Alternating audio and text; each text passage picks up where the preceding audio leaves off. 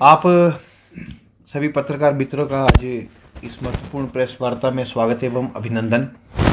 आज मेरे साथ इस प्रेस वार्ता में भारतीय जनता पार्टी के प्रदेश कोषाध्यक्ष कमल सूद जी एवं मेरे सहयोगी सह मीडिया प्रभारी सुदीप महाजन जी उपस्थित हैं। आज एक बहुत गंभीर विषय लेकर हम आपके बीच में आए हैं। जिस प्रकार से आपने देखा होगा कि वर्तमान कांग्रेस सरकार अपने जन विरोधी निर्णय लेने में पीछे नहीं है और एक के बाद एक हिमाचल प्रदेश में बिजली बिलों के झटके यह कांग्रेस सरकार आम जनता को दे रही है। इस सरकार ने हिमाचल प्रदेश की जनता के ऊपर अत्यंत आर्थिक बोझ डालने का कार्य किया है और शायद इसी का ही संकल्प लिया है। लगातार बिजली बिलों में बढ़ोतरी, जिसका भारतीय जनता पार्टी ने लगातार विरोध भी दर्ज किया है और इस मुद्दे को लेकर भारतीय जनता पार्टी जो है वो सड़कों से लेकर विधानसभा तक जो है जनता की आवाज बनकर उभरी है। आपको याद होगा कि यह सरकार जब सत्ता में आई तो एक 10 गारंटियों का पत्र लेके आई थी और उसमें इन्होंने वादा किया था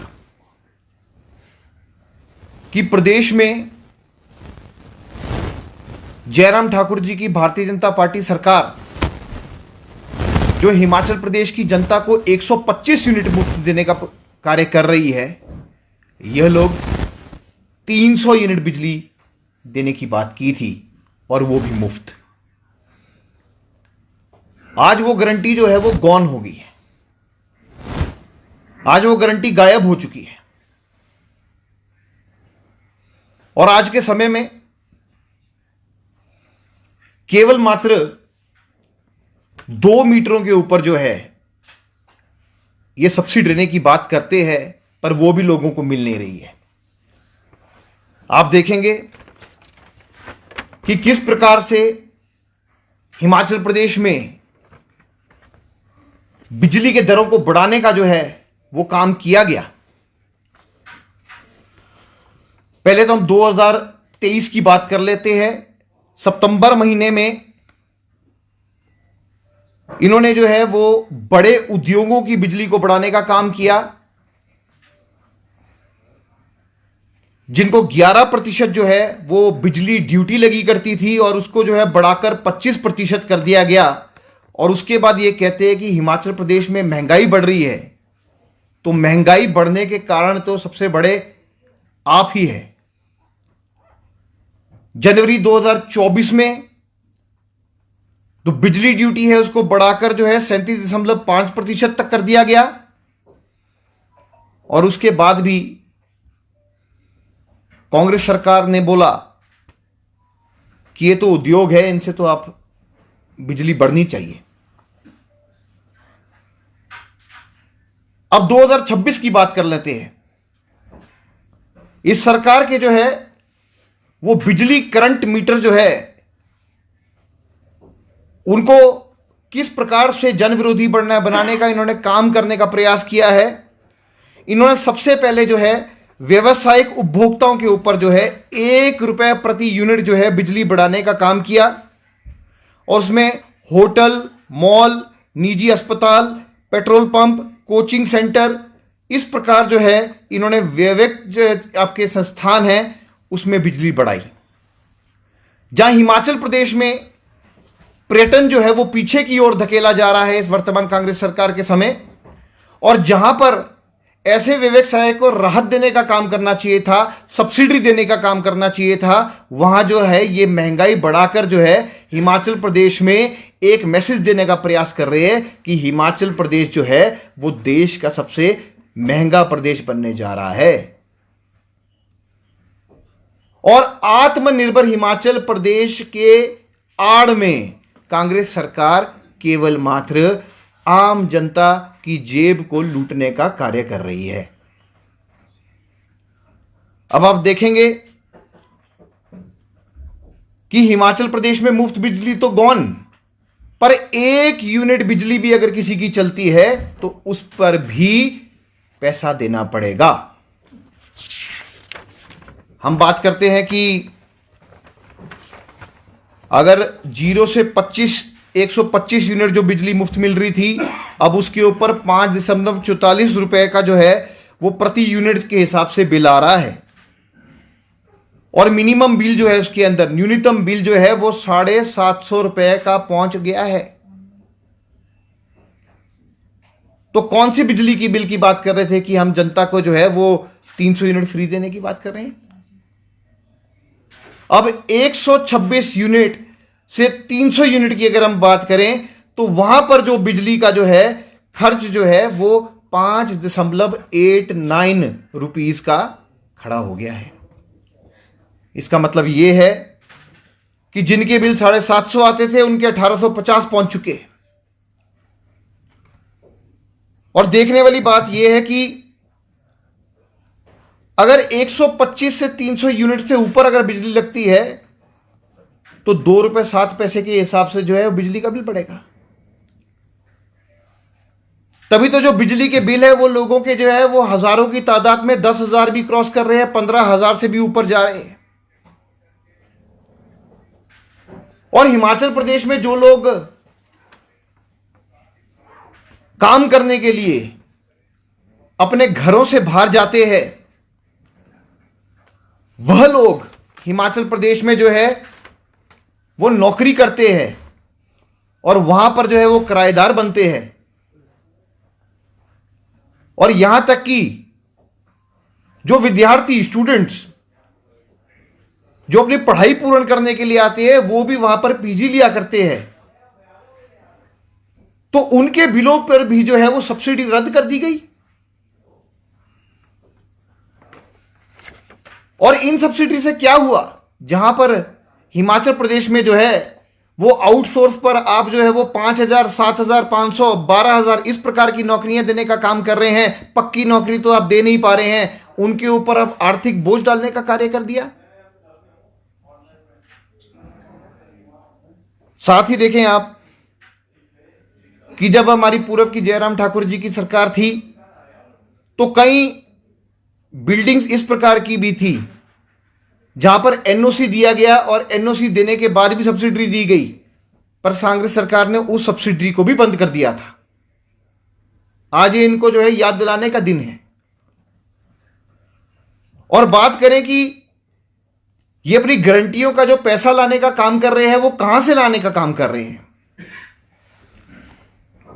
अभी केंद्र सरकार ने जो है वो प्राइड ऑफ हिल्स नाम की एक स्कीम जो है योजना शुरू की, जिसमें हिमाचल प्रदेश को जो है वो केंद्र सरकार से 3,920 करोड़ रुपए जो है वो मिला। और अभी कुछ समय पहले ही 2,000 करोड़ से अधिक का पैसा प्राइड ऑफ हिल स्टेट्स के अंदर आया। और उस पैसे को जो है आप अपनी गारंटियों का पूरा करने का जो है वो पैसे को डिफ्लेक्ट करके जो है वो कार्य करने का प्रयास कर रहे हैं, जो हिमाचल प्रदेश की प्रगति के लिए आया था। तो कुल मिला के जो है हमारा विषय जो है वो बिजली को लेकर था। और यह सरकार जो है ये जन विरोधी निर्णय लेकर हिमाचल प्रदेश में आम जनता को परेशान करने में प्रथम स्थान प्राप्त कर चुकी है। हम निवेदन करेंगे कि ऐसे निर्णय जो है वो सरकार द्वारा तुरंत प्रभाव से वापस लेने चाहिए और जनता को राहत पहुंचाने चाहिए। आज का हमारा विषय यही था। बीजेपी भी क्या प्रेस कॉन्फ्रेंस तक या बयान तक सीमित रहेगी या रोष प्रदर्शन है वो जनता को इकट्ठा करके महंगाई जिसने आपने बिजली का जिक्र किया, या फिर उसमें उतनी नौबत ही नहीं आएगी? देखिए, भारतीय जनता पार्टी लगातार आंदोलन करती आई है। अभी आपने देखा होगा कि लगातार जो है मंडल स्तर पर भी आंदोलन पूरे प्रदेश में हुए हैं, उसके उपरांत जिला स्तर पे भी हुए। साथ ही जो है हमने जो है विधानसभा के बाहर भी अनेकों आंदोलन किए हैं और हम आंदोलनकारी मोड पर है। आप देखेंगे कि चाहे जनता की आवाज़ को जो है वो राज्यपाल को पहुंचाने तक के जो है वो भारतीय जनता पार्टी पीछे नहीं रही है। डीसीज को मेमोरेंडम भी दिए गए हैं, पर ये सरकार जो है ये कुंभकर्ण की नींद सो चुकी है। इनको इस चीज से कोई फर्क ही नहीं पड़ता। भारतीय जनता पार्टी जो है लगातार जो है आंदोलन भी कर रही है। हमने जो है वो जनता के साथ जो कांग्रेस ने अन्याय किया है उसको लेकर पत्रक भी घर घर पहुंचाने का काम किया है। लगातार भारतीय जनता पार्टी अपने काम में अग्रिम भूमिका में है। नंदा जी, आपने महंगाई की यहाँ पर बात कही है, लेकिन जो डीजल और पेट्रोल के रेट्स हैं वो तो लगातार बढ़ रहे हैं और सबसे ज्यादा जो महंगाई बढ़ती है वो इसी वजह से बढ़ती है। आपको नहीं लगता कि केंद्र भी कहीं ना कहीं विफल है इस बात पे, जो अंकुश नहीं लगा पा रहा है महंगाई पे?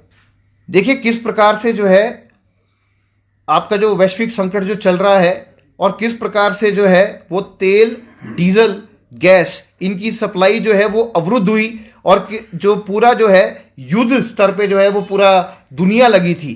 उस समय भी जो है वो हिमाचल प्रदेश, क्या देश की हम बात कर लें तो देश में जो है वो तेल पहुंचाने का काम जो है सरकार ने किया, केंद्र सरकार ने।